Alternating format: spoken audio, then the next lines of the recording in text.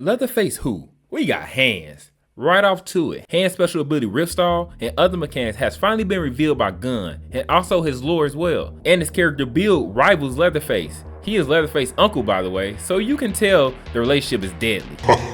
Gunn revealed some crazy lore about Hands, which is important, but not in this video. We want to talk about what can Hands do on these maps. We know Hands uses a hammer, but they also going to allow Hands to set traps. Unlike Hitchhiker and Nancy, who set traps as well, Hands is more of a mechanical type of mastermind, which allows him to do some handy things on the map. Hands will be able to set these electro traps, which I assume will shock victims and stun them in place for a certain amount of time in order to be caught and beat to death by Hands. We know Leatherface is able to cut down barricades around the map, while Hands is able to trap barricades, which is almost just as good that could deter humans from using them. Now, how he's trapped them, in my opinion, will be some type of trap on the barricade itself, which could do damage to victims that cross over them. Nancy can trap wall gaps, but we know humans can use crawl spaces instead to maneuver around that. Well, Hands can booby trap crawl spaces, so imagine using Hands and Nancy on the map on Family House upstairs where the fuse box is located. Depending on the placement of the fuse box, they can totally make the fuse box escape a total death trap and an escape you probably don't want to try. It was also stated he can booby trap other metal objects.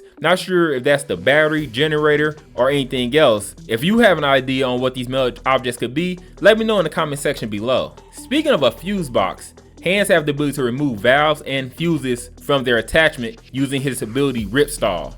Now hold on, do you know what that means strategy wise? Some of the placement of the items to escape using fuse box and valve exit are sometimes too close for the victims and make for a quick escape. If Hands' ability is used strategically, Hands can make victims travel across the map to find these necessary items to escape, which increases the level of being detected and hunted down by family members. Big boy Hands can also restart the battery and generate faster than other members. Not sure how well this will work unless the cooldown time on those two items show up faster for Hands so he can reset those traps. So that long run that you're thinking about down the front of the house map can be all for nothing if Hands is in the area to turn on the generator. What can be extra awesome is if Hands can negate Danny's ability of tempering these escapes, which will make Danny obsolete. Speaking of obsolete, remember to hit one of those engagement buttons because they are not obsolete to show me how you like the video and learn about the new family member Hands. So we know Leland did not get a buff in the upcoming patch on June 11th, and his shoulder tackle is a to the family members. Well, he has met his match. Hands can also barge victims if it's well timed. Take that, Leland. I can see it now. Leland and Hands going at it in a shoulder tackling contest on the map.